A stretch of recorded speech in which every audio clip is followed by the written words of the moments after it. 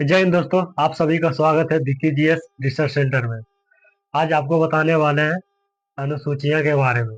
जो संविधान में अनुसूचियां हैं उसके बारे में चर्चा करते हैं। संविधान में जो अनुसूचियां वो 12 है। ठीक है, वो अनुसूची जो है संविधान में वो 12 है। आइए आइए चर्चा करते हैं। भारतीय संविधान की अनुसूचियां। अनुसूची 1 में है भारत राज्यों का संघ है। भारत जो राज्यों का संघ है, जो 28 राज्य 8 केंद्र शासित प्रदेश है। 1 में भारत राज्यों का संघ है, 28 राज्य 8 केंद्र शासित प्रदेश है। अनुसूची 2 में वेतन और भत्ता का प्रावधान है। अनुसूची 2 में वेतन और भत्ता का प्रावधान है। तीन के बारे में बात किया जाए तो शपथ है। इसको याद कैसे करना है? इसको एक बार में याद करना है। इसको दोनों को एक बार में याद करना। पहले यदि जो कोई फैक्ट्री में काम किया जाए, काम करने के लिए कोई जाता है तो पहला वेतन पूछता है। समझे? पहला वेतन पूछता है, उसके बाद वो वहां पे साइन करता है। इसी तरीका से इसको याद करना है। पहले पहले वेतन उसके बाद शपथ। पहले वेतन उसके बाद शपथ। 3 तक हो गया। अनुसूची 4 में है राज्यसभा के सीटों का बंटवारा। राज्यसभा के सीटों का बंटवारा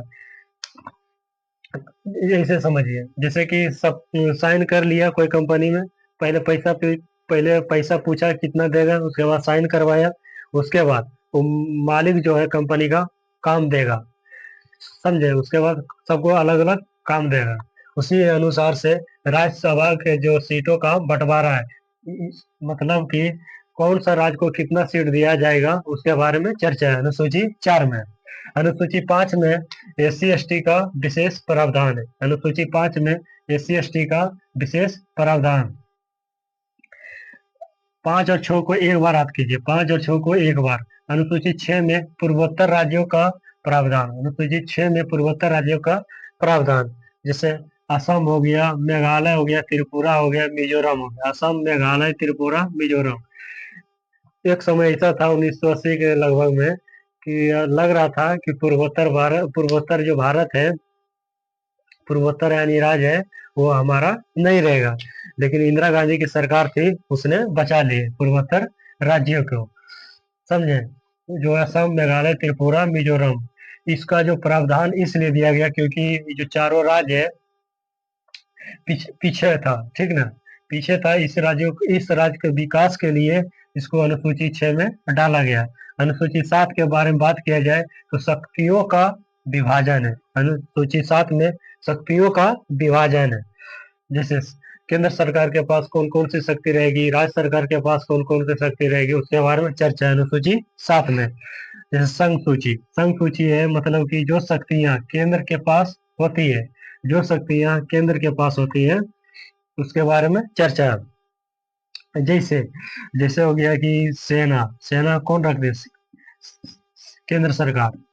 सेना केंद्र सरकार रखती है। केंद्र सरकार के पास इसका शक्ति रहती है। सेना हो गया। उसके बाद हो गया बैंकिंग व्यवस्था हो गया। उसके बाद बैंकिंग व्यवस्था यदि जो केंद्र सरकार के पास नहीं रहेगा, अलग राज्य सरकार के पास पावर दे दिया जाएगा, तो अलग अलग राज्य अपना मन से नोट छापने लगेंगे, महंगाई बढ़ाने लगेंगे, बहुत सारे ऐसे ऐसा चीज करने लगेंगे। राज्य सरकार के पास क्या क्या पावर होता है, क्या क्या शक्ति होती है, उसके बारे में चर्चा करते हैं। जैसे जो शक्तियां राज्य के पास होती है उसे राज्य सूची में डाला जाता है। जैसे पुलिस हो गया। पुलिस जो है राज्य सरकार के पास पावर, राज्य सरकार के पास होती है। समझे? पुलिस हो गया। और ऐसे ऐसे बहुत चीजें, जैसे हॉस्पिटल और हो गया, ये सब क्या राज्य सूची में डाला जाता है। समवर्ती सूची जो है, केंद्र सरकार और राज्य सरकार दोनों मिलकर काम करती है। केंद्र सरकार, राज्य सरकार दोनों मिलकर जो काम करते हैं उसको समवर्ती सूची में डाला गया है। जैसे दोनों मिलकर काम करते, जैसे जैसे शिक्षा हो गया। समझे? जैसे कि शिक्षा हो गया। शिक्षा मतलब कि जैसे एक सेंट्रल यूनिवर्सिटी हो जाता है, एक स्टेट यूनिवर्सिटी हो जाता है। समझे? एक स्टेट यूनिवर्सिटी हो जाता है, एक सेंट्रल यूनिवर्सिटी हो जाता है। तो शिक्षा में यदि जो कुछ बदलाव करना चाहता है राज्य, तो केंद्र सरकार से भी पूछेगा। इसमें केंद्र सरकार भी हस्तक्षेप कर सकता है। यदि जो दोनों का तालमेल नहीं मिलेगा तो इसका जो बात माना जाएगा वो केंद्र सरकार का बात माना जाएगा। जो केंद्र सरकार कहेगी वही होगी। समझे? हो गया। उसके बाद अवशिष्ट सूची। अवशिष्ट सूची वह है जो मतलब कि यह जो अवशिष्ट सूची वह है जो जब से संविधान जो लागू हुआ उसके बाद जो आएगा कानून। संविधान निर्माता सब जानते थे कि अलग अलग ऐसा टेक्नोलॉजी आएगा जो अलग अलग काम के लिए रहेगा, उसको डाला जाएगा अवशिष्ट सूची में डाला जाएगा। इसका जो पावर होता है केंद्र सरकार के पास पावर होता है, केंद्र सरकार कानून बनाएगा उसके बारे में कि इसको डाला जाएगा कि नहीं डाला जाएगा। ठीक है, जैसे परमाणु ऊर्जा, अंतरिक्ष अंतरिक्ष कार्यक्रम, परमाणु ऊर्जा, अंतरिक्ष कार्यक्रम, ये सब क्या है, अवशिष्ट सूची में डाला जाएगा। सोशल मीडिया, ये सब अवशिष्ट सूची में डाला जाएगा। संघ सूची में जो विषय है पहले 97 था, अब हो गया 100। पहले 97, उसके बाद 100 हो गया। संघ सूची में विषय जैसे जैसे सेना, बैंकिंग व्यवस्था, पोस्ट बैंकिंग, ये सब इत्यादि, और ये सब लगभग 100 विषय है। उसके बाद राज्य सूची में है, पहले 66 था, उसके इससे 5 वो ले लिया गया, बच गया 61। और उसके बाद संवर्ती सूची में जो है पहले 47 था, उसके बाद हो गया 52। उसके बाद आइए चर्चा करते हैं अनुसूची 8 में। अनुसूची जो 8 में जो है भाषा का प्रावधान। भाषा का प्रावधान अनुसूची 8 में प्रारंभ में 14 भाषा थी, वर्तमान में 22 भाषा हो गया। प्रारंभ में 14, वर्तमान में 22 हो गया। अनुसूची 9 में है भूमि सुधार व्यवस्था। ये जो ये कब लाया गया, तो पहला संविधान संशोधन 1951 में, पहला संविधान संशोधन 1951 में अनुसूची 9 में लागू भूमि सुधार व्यवस्था लाया गया। पहला संविधान संशोधन 1951 करके भूमि सुधार व्यवस्था लाया गया। क्यों लाया गया? क्योंकि इसी में जमींदारी व्यवस्था को भी खत्म किया गया। जमींदारी व्यवस्था को खत्म भूमि सुधार व्यवस्था में किया गया। अनुसूची 10 में बात किया जाए तो दल बदल कानून। दल बदल कानून संविधान संशोधन 1985 में लाया गया। दल बदल कानून कौन है?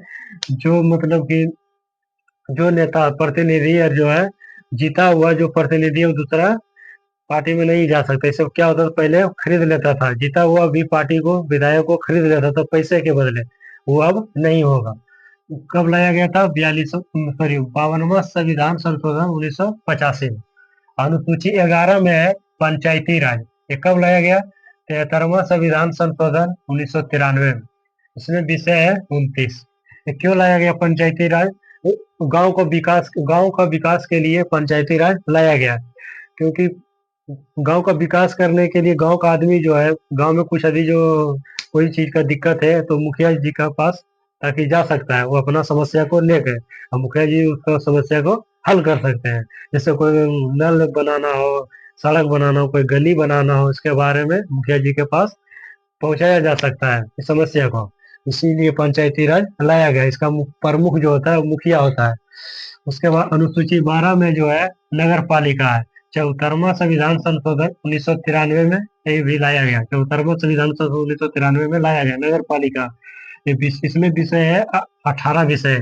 इसमें जो है छोटा छोटा जो ये काम है शहर में जो रहता है, बड़ा बड़ा शहर में जो छोटे छोटे काम रहता है, वो नगर पालिका में वार्ड मेंबर होता है, वही सब ये लोग काम संभालते हैं। उम्मीद करते हैं समझ में कुछ आया होगा। मिलेंगे नेक्स्ट क्लास में, जब तक के लिए जय हिंद।